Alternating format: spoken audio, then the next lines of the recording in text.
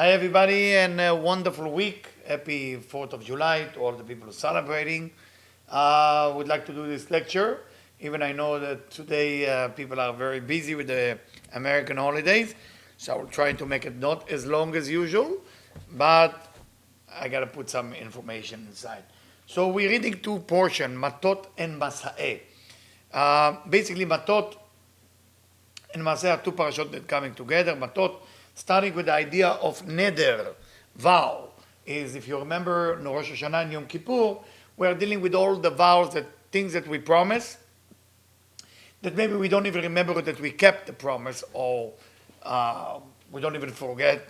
Some of us even forgot if we made any promise. And the idea is like, why is it so important to keep a promise? Now, from intellectual point of view, when you make a deal with someone, it will be fair not to excite them too much with your promising, and then in the end, what they're getting is basically nothing. You can't do such a thing, because if you do so, first you're lying, and lying is not spiritual thing. It's not even good from social point of view. You can lie to people.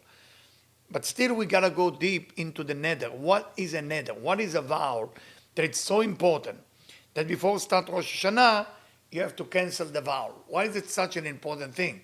And why is it so important for us as a human being to be careful? How we talk, how we promise, what we tell people. It's very, very important. And a lot of women should hear it, because I find that among women, the talk is kind of, I just say it. It doesn't mean I meant it. Well, if you say it, you mean it. It doesn't matter if you didn't mean it. There is no such a thing that you don't mean it. If you didn't mean it, then why would you say it? That's what I would ask. And it's something to be aware of. And those of you married, tell it to your wife, your kids. Those of you who saw your husband doing it, of course, stop him. You can't promise something. And I know a lot of you are using the word bli neder, without a vow. They don't promise will be better. What are you getting by promise, people? Attention, ego, respect. What are you getting by that? It's better not to say the bli neder without the vow. It's better just not to promise. Not to promise. Somebody tell you, can you come up with that amount of money for this project? You can say, I don't know. What will be your value in their eyes? Might be not that great. But at least you didn't do avon. You didn't do a sin. Because it's sin to promise and don't keep your promise. What if you promise and you keep your promise? Good. But what if you couldn't? What if the money get burned, Chas Shalom? What if something disappear? What if somebody you went to Amsterdam on a trip for making more money? Things could happen. Why would you take a risk with promise and make a neder? Don't make a neder. Just don't. Don't make a neder. So the whole parasha is talking about neder and cancellation of the neder. Again, neder is a vow. Vow means you swear, you promise that you're going to do something. For that reason, when we get to Rosh Hashanah soon, we're canceling the vow as the first act. The first act is canceling the vow. Why is it such an important thing to cancel the vow before you're going into Rosh Hashanah? Very simple. Because what is Rosh Hashanah? Day of Judgment. Day of Judgment. You want to go to the Day of Judgment, you're in front of the court of heaven, and you have 48 hours to explain and promise and talk about why you think it's good to keep you alive here. Now, what is this to do with neder? What is this to do with vow? I mean, think about it for a second. You just promise to be at 5 o'clock every day in a certain place, and every day you promise you're late. So now, your track record, you're never going to make it. So now on Rosh Hashanah, you promise God that you're going to change, that you're going to get better, that you're going to perform way better than last year, and that's why you ask Hashem, God, to give you another year to be alive. Now your track record show that everything you say has no value, because you just cancel everything that you say. You promised to give $1 million, you didn't. You promised to volunteers, you didn't. You promised to buy a bottle of wine, you didn't. You promised to buy flowers for Shabbat, you didn't. You promised to pay your bills, you didn't. That's all dangerous. We cannot just speak and don't keep the promise. Words that come out of your mouth has to be respected. Otherwise, just shut your mouth.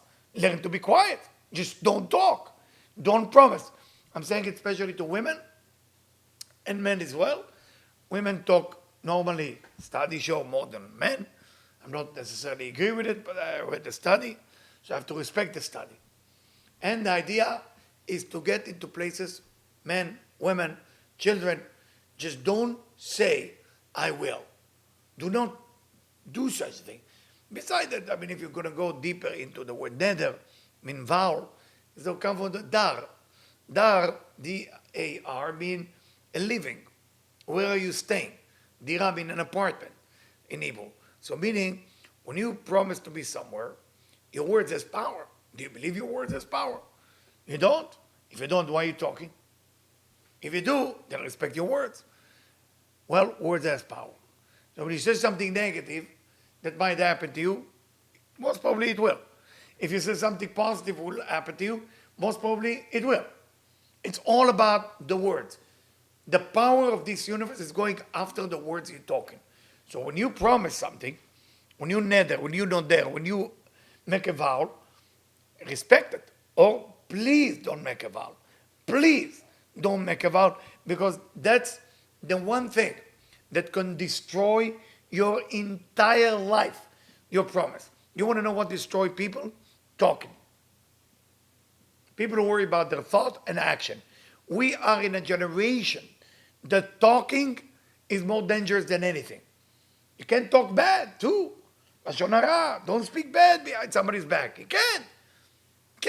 I mean, those of you who follow the news on the internet or on TV know that everybody speaks bad about everybody. That's the thing. But what is the tolada? Where is that came from? Where is that came from that people speak bad? Was it like this 30 years ago? No, it wasn't. No, it wasn't. People speak bad, really bad about one another. Some of it's true, some of it's not true. But we just become accustomed into talking bad about one another. And it doesn't create any good, it just destroy the world and make it a worse and worse every day. Why is it like this now? I'll tell you why. When people don't care about the promise and words, those words that they didn't care about has to go to the klipot. Those promises that you make is to go to the dark side, has to go to Chas Shalom, to the worst of the worst angel. And then that angel use the same words that you promised as energy to create hatred between people, and then people speak bad about one another. Please, nedarim, shvuot venedarim. When you make a promise, somebody beg you to promise, you say, I don't know, I hope bli neder I can make it. Then you can say bli neder. Only will say I hope. But do not promise and then say bli neder. You know, you might be not capable to deliver. Better that they know that you're not capable. What happened to your ego? Your ego get crushed a little bit. What's the big deal? Some of you might lose business. Good for you. Lose the business. Better to lose the business than make a nether, than make a vow that you cannot even keep. Because making a vow you cannot keep, that energy, the dark side take it and use it among us to speak bad about another. Please listen to what I share with you. Let's move on. Well, there is a section which the Ari talk about. We have 2.5 tribes that asked Moses that they don't want to cross the river, the Jordan River, and if there will be a war, they're going to come and help. The name of the tribe is Reuven, Gad, and Chatzi Shevet HaMnashi. The Ari asked, why them? And he explained to Reuven, well, in the night of the Klulot, in the night of the wedding, Yaakov thought he's sleeping with Rachel. And then he ended up sleeping with Leah. So by that, the lack of order spiritually and physically, because spiritually Yaakov was tuned into bringing the soul of Yosef, but because it was a different woman, Leah, he brought Reuven. That's called Reuven. See, it's a boy. No actual energy. So what do we do with it? Reuven. For that reason, the energy of Reuven was not fit perfectly with the energy of Eretz Israel, of Israel. So he knew he cannot handle it right away. So he rather be outside of Israel. What happened to God? If you look at the God, how his mother get pregnant, okay? His mother get pregnant. We see that basically Leah higher, okay? Rachel, Leah higher concubine. And through that, it's also similar to the story of Reuven. What about Menashe? Well, and why half the tribe of Menashe? Well, we know that Menashe come from Yosef. And we know that Yosef was fixing a certain sin that almost happened with his master's wife. That part of the fixing all the tikkun, I'm not going long into it because I have something to say about it soon. And you can find more about it in my other videos of this Matot Masei. And for that reason, Menashe was not totally pure from their consciousness. And that consciousness affect that only half the tribe of Menashe can go into Eretz Israel. What do we learn from that? From the Ari, consciousness, awareness, doing, making children is the most important thing you can have. The mind. Where's the mind? Where's your mind? Where's your mind when you do business? Where's your mind when you're traveling? Where's your mind when you're walking? Your mind has to be always tuned to the light of the Creator, and then flow of a lot of the light coming from the Ein Sof, the flawless universe, come down through you or to you. The 2.5 tribe didn't have the full consciousness, and for that reason, that was affecting the birth of the child, and for that reason, they want to stay across the Jordan River. Still come a question of their language that they use. And Kerem Shlomo, one of the greatest Kabbalist, rabbi, human being, okay, that exists on the Torah, he writes something very important.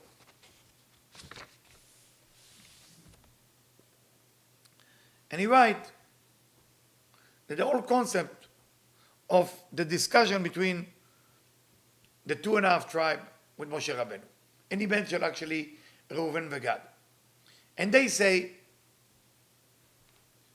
that they will make fence for the sheep and goat and cow, for the earth, and then they will build school and place of teaching Torah and spirituality for the kids and for the family. That's what they say. Moshe Rabbeinu said, why would you mention first the sheep, the goat, the cows, and then you mention your family? And of course, being humble as the tribe used to be, they say, well, first we have to build a place of business. That's what they meant when they talk. Then we can build synagogue, batei midrashot, place to teach kids. That's how we're going to go. Moshe Rabbeinu said, Moses said, that's not the way of spirituality. In spirituality, we have first, we have to build places of spirituality, and then the business will come. And where do we learn it from? Say Moses, on Mount Sinai. What happened on Mount Sinai? We say, Naaseh v'nishma. First, we will do, then we will listen. Now, what does that mean for us as spiritual people, or as a Kabbalist, or the Israelite? Mean for us that we have to follow first whatever we was told to do, even if we not fully understand it. That's what makes you the Israel who received the Torah on Mount Sinai. That's what makes you special. That's what makes you unique. Now, when you said, I'm going to build my business, and then I'm going to build the yeshiva and place for the kids to study, this is well organized. That's perfect. But where is God in it? Where is the light of the endless in it? That's well organized. Every human being can go ahead and do it. So the answer, the two tribes, Reuven and Gad, answer, well, Gderot, na'aseh letzonenu. We're going to put Gader. Gader means fence. In spirituality, fence means I will be extra careful. That's what it means in spirituality. I will be extra careful with how I behave with the money. That sounds good. And Moses say, even if you're extra careful, that's not the way to go. I'm not even doubting you that if you do it right or wrong, you will do it right for sure. I mean, we talk about the tribe walking in the desert for 40 years, believing in the Creator 100%. But what the lesson is for us, when you wake up in the morning, what do you do first? What do you do? What do you do? Are you thinking about your spiritual journey? Or are you thinking about the money that you have to make that later on you will be on a spiritual journey? Many people wait for the business journey to be perfect. And you know what happened? Either they're getting used to it, the business, or they're getting old. And when you get old spiritually, you can no longer have the steam of spirituality that you have now. And until the person will not start believe that first your family has to be on a spiritual path, and then you have to take care of business. You have to remember that. It's two things a father has to teach his children. Way to make money and survive, and study of the Torah. Way to make money and survive, it's business. Survive, they say swimming and stuff like that. Torah, spirituality. But without Torah, without the son, the daughter, have a part of Torah, even when they have all the business in the world, they're not going to make it. We learn it from King Solomon. חנוך לנער על פי דרכו, גם כי יסכין לא יסור ממנה. King Solomon said, educate the kids according to his style. When he get older, he will not remove himself from the path of spirituality. What does that mean? What does that lesson even mean for us, for each and every one of us? From King Solomon. When you have children, when you have people you want to start educate them. That's what Debbie and me are doing for the last 30 years. We are educating people to find the path or a way to find God. What we call tshuva, repentance. You know, how to find God through different paths. That's what we do. What basically we do. We teach, but what's the end result is to bring people closer to the Creator. Because we believe if they're going to find themselves closer to the Creator, everything else already will fix itself. That's the meaning of the 2.5 tribe for across the Jordan River. Meaning, it's for us mean, do not think for a second, if you are far away in the exile, the galut, wherever you are in Los Angeles, London, Miami, New York, it means you are only there for business. You cannot think about your business when you are outside of Eretz Israel. You have to think about spirituality. First, spirituality. You start with spirituality. Then, B'ezrat Hashem, if you meant to be rich, you're going to be rich. And that money, enjoy it for spirituality, enjoy it for yourself. Not a problem. But remember, spirituality comes first. Now, we know we read 2 parshot. And the second parsha is about 42 Masei, it's called Masei, path. Or 42 station that the Israelites stop in the desert. And we know that the word 42 is unique. First, because if you take 22 Hebrew letters, right? 22 Hebrew letters, together with 20, okay? 22 Hebrew letters, together with 20, or some people counted 10 sfirot and 32 paths of wisdom. There's many ways to count what is the 42, but everybody agrees it has to do with the Ana B'Koach. It has to do with the prayer of Rabbi Nehunya ben Akana. It's a prayer that you say in the Shachrit, called the Ana B'Koach. Within this prayer, every letter is corresponding to the beginning of the book of Genesis. So for that reason, that prayer is basically recreating Genesis from scratch. That's why it's so important. So every stop that we are making in this week Parashat Masei is relating to the Ana Bekoach. Okay, so if they're moving for the first place, is Ana. Next place, Bekoach. Why is it so important? First, to tell you how powerful is Ana Bekoach. How powerful is Ana Bekoach? Ana Bekoach can make you teleport yourself from the first verse, from here to Tel Aviv, in no time. It teleports your body, not your soul. Your whole body can be teleporting. That's how powerful it is. But still, we need to understand why they need to travel. What's the whole purpose of it? So I'm going back to Kerem Shlomo, and say like this. אלה מסעי בני ישראל אשר יצאו ממצרים, לצבאותם ביד משה ואהרון. וכתוב משה את מוצאיהם. And Moses wrote every place where they go. ודקדקו המפרשים. הרי משה רבנו רצה להודיע כאן על כל מקומות רשותיהם. Why was it so important for Moses to put the names and the location of all the places where the Israelites went through? וכתוב משה בזה, מעות מוצאיהם. Why Moshe, it didn't say מסעיהם. He should write is traveling. It say מוצאיהם. מוצאיהם, the way they came out. ותו, דקדקו מדוע הפסוק השני כתוב תחילה מוצאיהם למסעיהם, רק מהפך הסדר.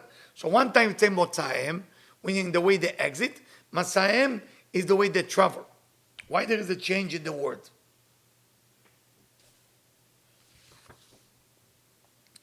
Because we know, say Kerem Shlomo, that the exile is difficult. It's painful. Not just painful in the exile on the outside, it's also difficult on the inside. Because you're dealing with the exile, you're dealing with the people. You know, I don't need to tell you if you are like me and you wear yarmulke, how many people will not support you in that. Well, if you're just spiritual without yarmulke, life is easier. But once you wear these things on your head, people will find a reason to hate you. Why? Because, remember, every time you make a promise, you make a vow, that makes an energy and allows people to hate you. Don't make a vow, the hatred will go down. Don't make a promise. So you say, I'm not even talking about the evil from within you have to overcome. That's another thing. But he said that all the problem we're going through is good for us. כדי להיוון מרתה, אבל זה תהיה גאולה עתידה, גאולה שלמה ואמיתית, שאין אחרי הגלות. To get a real way out of the exile and a real redemption, we have to go through some training, we have to go through some pain. ואף אין איתנו יודע מה זה ועל מה זה. And I know that some of us have no idea where it's going, we lost hope, we have so much doubt about where is it going. שהלכה לנו השעה. And the time just passing by, ואין קץ לימי הרעה. And there is no hope how bad things will happen. אבל העתיד יגלה כי לא היה שגיא בלאו ואחיו. כל כובד הגלות והטלטולים הרבים טמונים בהם סגולה. Every pain you're going through to the exile, it's actually give you a gift. להחיש את הגאולה. ועד נאמן לזה גאולת מצרים. He said you have to remember always what happened to us in Egypt. More painful it was in Egypt, more good it was later. And more worse it become, closer you become to the Geula. But again, what the point of Masei?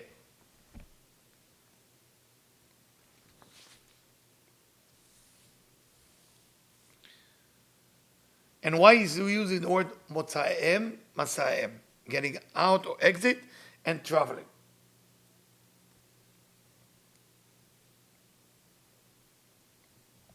So right, Kerem Shlomo. שתכלית אלו המסעות. What's the purpose of traveling? הוא כדי להחיש ולקרב זמן היציאה. Is to help us to exit from the galut. Why you travel? Why you suffer? Why you have so much pain in the desert? Is only that the exit out of your pain will be closer. ואף אם אין אנו מבינים התועלת של המאורעות, נשים בהשם ביטחוננו כי הוא יגלה לנו גאולת עולם.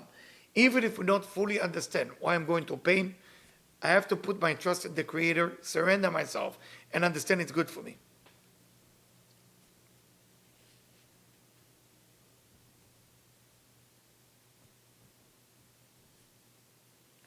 So what we asking in Masei, say Kerem Shlomo, we ask the Creator to cure us. So we will not be in the place when we start doubting every time I have pain. When do you doubt God? When everything is good? No. Try to imagine that all the goodness you have in your life right now disappear. Every good thing in your life disappear.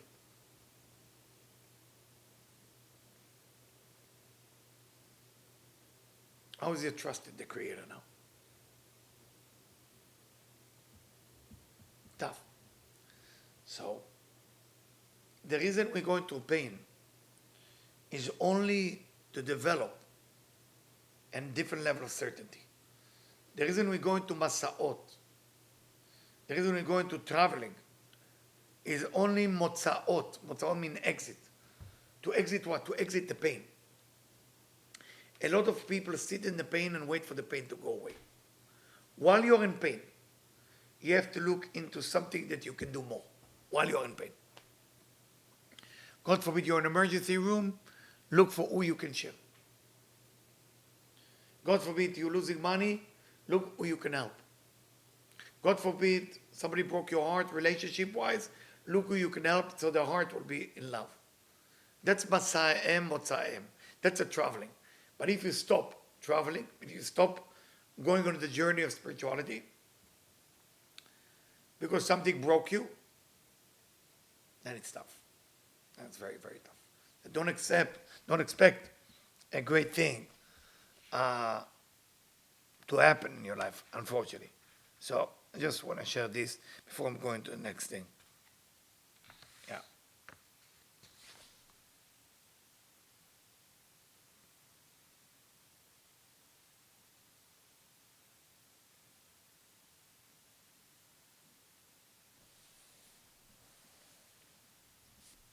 Yeah. And the last thing, of course, in Masei is getting into the Eretz Israel, getting into Israel. Since Egypt, 40 years, we're waiting for that. We read last week portion, the Haftarah. Zacharti lachesed neoraich. God is saying to the people of Israel, to Yirmiyahu, Jeremiah, I remember you, Israel, for one thing. You know what God remember of us? Lechtech acharei b'midbar.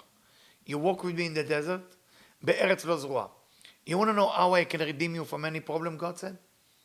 When you do something that has no reward in it. Actually, it's getting worse. You do good, it's getting worse. Bnei Israel get out of Egypt from a place of slavery, getting miracle, 10 plagues, splitting of the Red Sea, gift of the Torah. And then 40 years of suffering.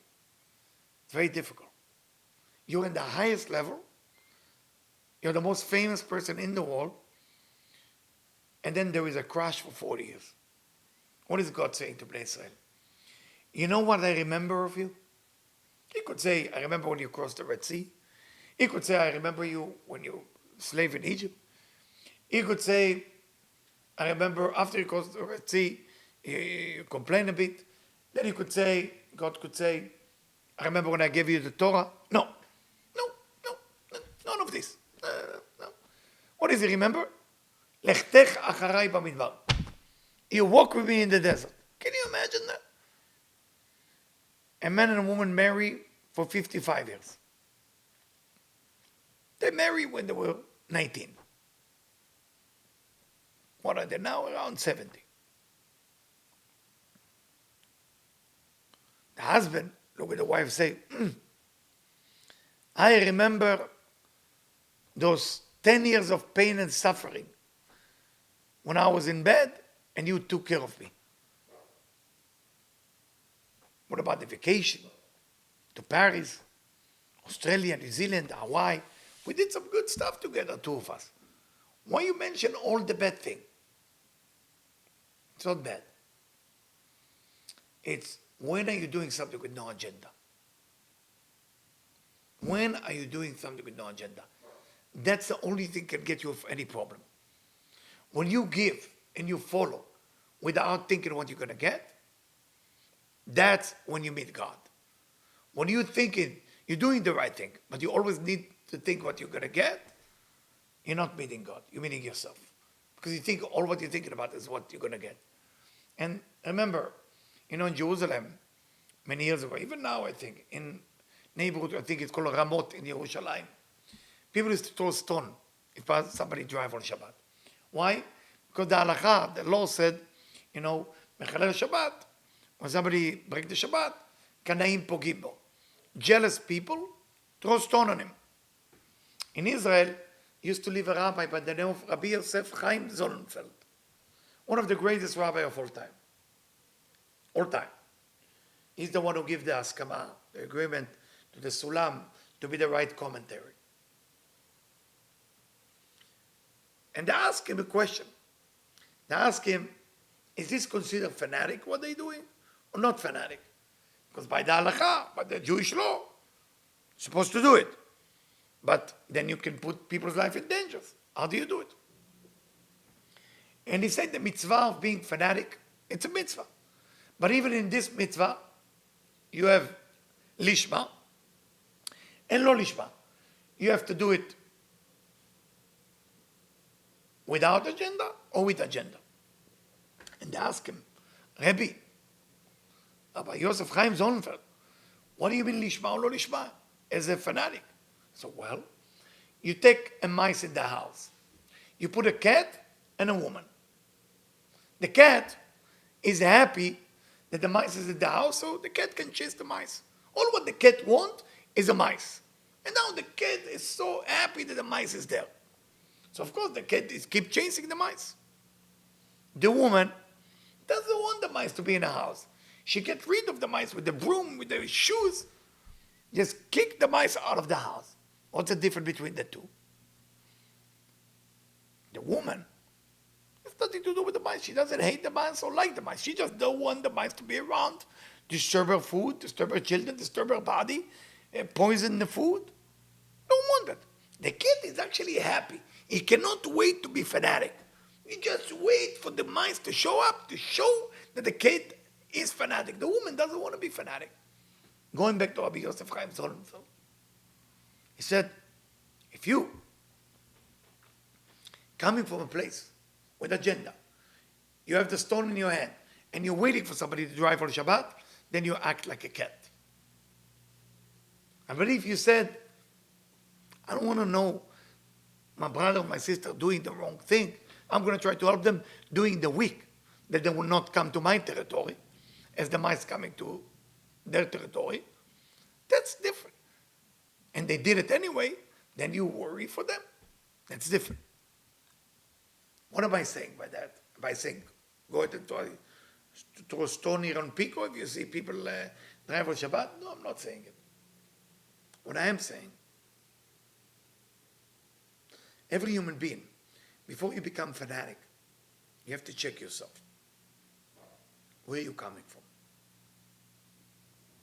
What God loves about a person, Pinchas, for example, when he had to take charge instead of Moses, why did Moses didn't take charge? Because Moses was married to Midianite. His wife was Midianite, a daughter of high priest. Cosby was the daughter of a king, Balak.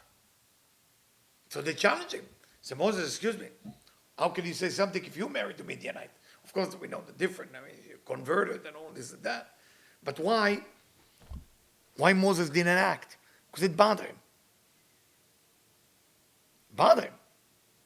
And Moses said, if it bothers me, I cannot be the judge. A judge can only be a judge when it's clean. How is this connected to Masei? My friend, a lot of us looking for result when we do something good. Masei was traveling in the desert without caring about what I'm going to get. Every Tisha B'Av used to be announcing from heaven, everybody make a grave to themselves, go into the grave every Tisha B'Av. And in the morning, some need to be buried, and some are alive. You don't know if you're going to make it. Everybody put themselves in the grave in the desert Tisha B'Av. Can you imagine? And they didn't have the desert like we imagine. They have Ananei Kavod. They have clouds. They never saw the sun. People of Israel never saw the sun. It was cloud, and they're walking on cloud. And inside was the Garden of Eden, trees and fruit and everything. Vegetables, herbs. It was unbelievable. They were like isolated from everybody. But still, God gave them that as a gift. Lechtech acharai bamidbar. God said, I know, I put you in a tough condition. And you know why? That's going to be your reward. It's like a father put his son together with the other children. And he coached the other children, okay. But his son is very tough on his son. Why is he so tough on his son? Because he wants his son to achieve more. So what is he going to remember to his son? His achievement? No. What is he looking at? Zacharti lachesed ne'oraich. I remember when you walk with me, even it was nothing there. That's a beautiful. Last thing in this week portion is the Israelites have to build a refugee city. For who? For people who kill by mistake. Kill by mistake. How do you kill by mistake? So the Torah gives us an example. Somebody take a hammer, axe, and they chop wood, and the metal part of the axe flying. Hit somebody in the head, either injure them or kill them. If you kill them, you're a killer. If it's injure them, you owe the money. But now comes the intention. Did you do it purposely or you didn't?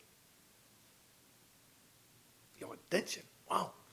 Let's play a role this week portion, of course. Where you came from in your mind. If you came from your mind to kill, you're a killer. You cannot run to refugee city. Because it's called mavet b'mezid. You killed רוצח במזיד. If a person had nothing to do with the person that he killed, that's shgaga. And for that reason, that individual has to run away to another city called the refugee city, Ir Miklat. What is he doing there? He's waiting there until the high priest will die. When the high priest will die, everybody from the refugee city allowed to go out. What is the high priest has to do with it? Simple. When the high priest pray on Yom Kippur, the prayer is so powerful that mistake of those kind will never take place.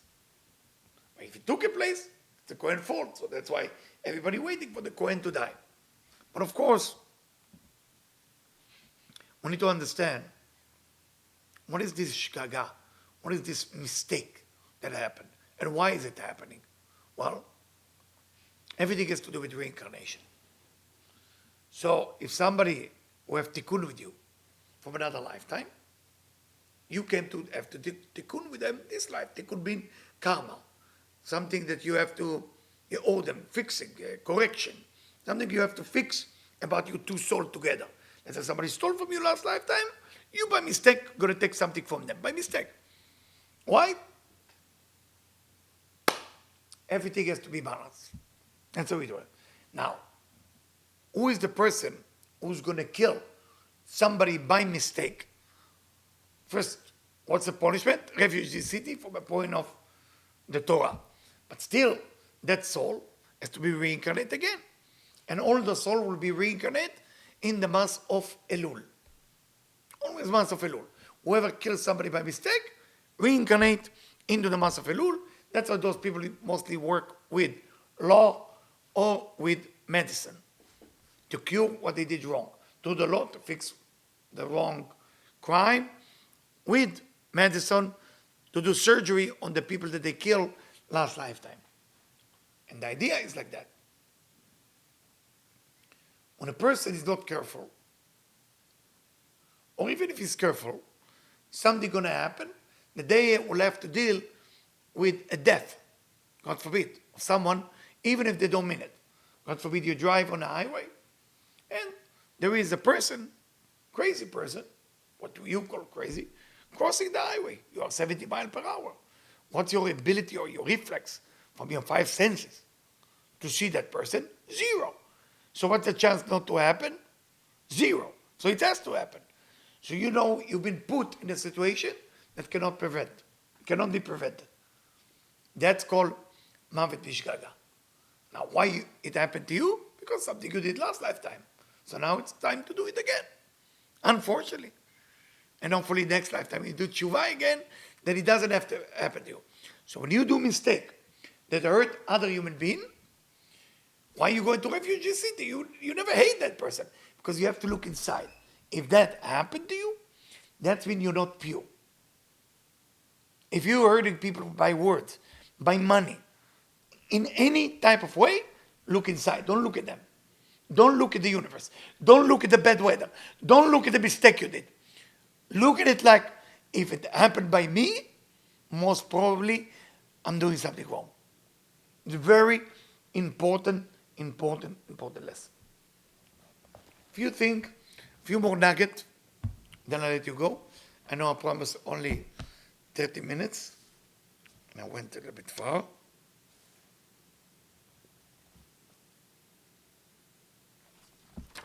And we know there is no Zohar here, but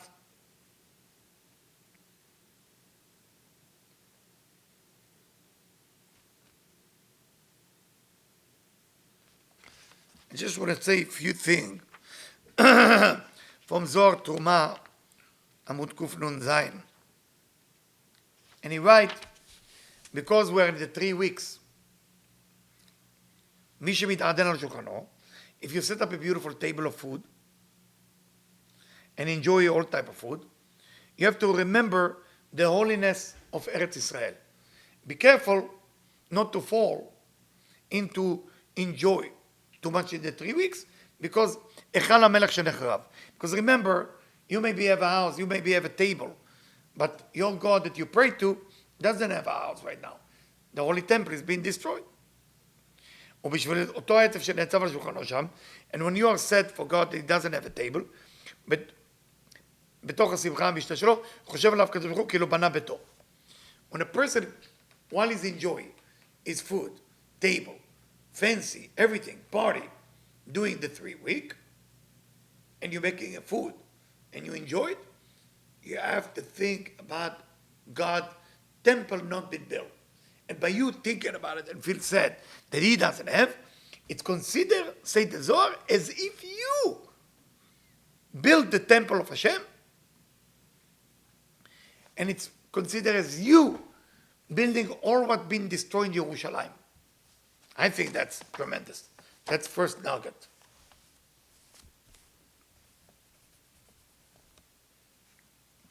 The next nugget is in Beshalach, Amud Nun A. All of this is Amud Yashan.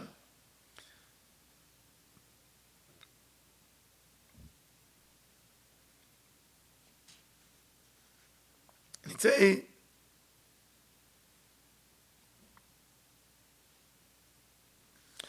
זה רבי שמעון.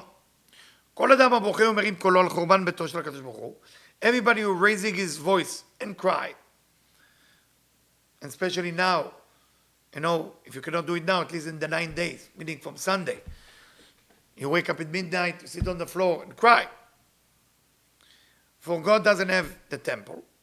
זוכה למה שכתוב אחר כך, יחדיו ירננו וזוכה לראותו ביישוב ושמחה. If you married to get into places where you cry for the temple not being built, you will be one of those people that God makes sure you will be happy to see when everything is built. So people are asking me, how do you do it? How do you teach people spiritually to be happy, and in the same time you want them to be sad while they are happy? It's a very confused feeling. Well, the roots of all happiness and the source of all goodness come only from one place, Shabbat. And let me read to you what the Shabbat is about. I'm reading from Vayakel, דפוס ישן עמוד ר"ד. בסוד הזה יש סוד אחד. זה הרוח נהנה ביום הזה מן ההנאות של ישראל מתענוגיהם. The spirit enjoy every time that you enjoy food and pleasure on Shabbat. משום זה צריכים לתת לו עונג במאכל ומשתה 3 פעמים ב3 סעודות של 3 מדרגות האמונה. That's why you have to have 3 meals. 3 meals where you enjoy the food, when you enjoy the celebration. וזה מקבל שמחה ותענוג בין הסעודות של ישראל. And then the joy and the pleasure of Israel, when your soul receives the food have to be tasty. The table have to be luxurious. Unbelievable plate, fork, everything. Unbelievable. Don't save money on Shabbat. Tikkunei Zohar said, when it's come to Shabbat, we're not saving money. The entire money you're making for the week depends on Shabbat. הרוח הזה נהנה מכל ששת הימים. When you enjoy Shabbat, and you don't get cheap on yourself on Shabbat, your spirit enjoy for the 6 days, מהרוח העליון של התיק. All the way from העתיק יומין, לכל התיקים נו ביום שבת, כמה שרת ואחת בגן עדן בלילה. So, the whole week, you will enjoy energy from Shabbat. Now, when you go to Shabbat again, and you wash your body in the Garden of Eden at night, and then you let your body enjoy from the meal of Shabbat, then you have the 7 Sfirot with you for the week, from a soul point of view and body point of view. What could be stronger than Shabbat, my friend, that can fix your joy physically and your joy spiritually? What could be more powerful than this? וכיוון שנמצא עם האדם, צריכים לשומרו. And that's why this energy that you receive on Shabbat, you have to keep it. You have to be wise. You have to guard it. It's yours. For that reason, what is it written? ועל כן כתוב ושמרו בני ישראל את השבת. That's why it say, keep the Shabbat. What do you mean keep the Shabbat? I'm giving that energy. Nobody can steal it away from me. It's mine. It's mine. It's almost like I give you a diamond of 10 carat. Of course, not to compare. It's much greater. But, and you have to walk through the marketplace. Guard it with your life. שבת זה הנקודה התחתונה. את השבת זהו את הרוח הזה, שהוא התפשטות של הנקודה ההיא. So the spreading of that energy of course Shabbat is spreading everywhere. Everywhere. That's how powerful it is, that happiness. So going back, we know this Thursday night, we enter into the month of Av. Hopefully I will give a lecture. Okay? It's actually Shabbat. Remember, through the Shabbat, we can cure all issue, all problem, all lack of motivation, but it has to be right. You have to do it right. Shabbat, the energy of Shabbat starts at 1 p.m. on Friday. Remember, the energy, you have to feel it. You have to prepare. You have to take your money, buy a very good wine, very good food, the best price that you can find. You have to be investing into the Shabbat. Bezrat Hashem, that we will be able to do Matot Masei bekavod, especially this Shabbat, which is Rosh Chodesh Av. Rosh Chodesh Av, the birthday of Aaron HaKohen. So we have the merit to be able to do this Shabbat as the strongest Shabbat of the year. Amen.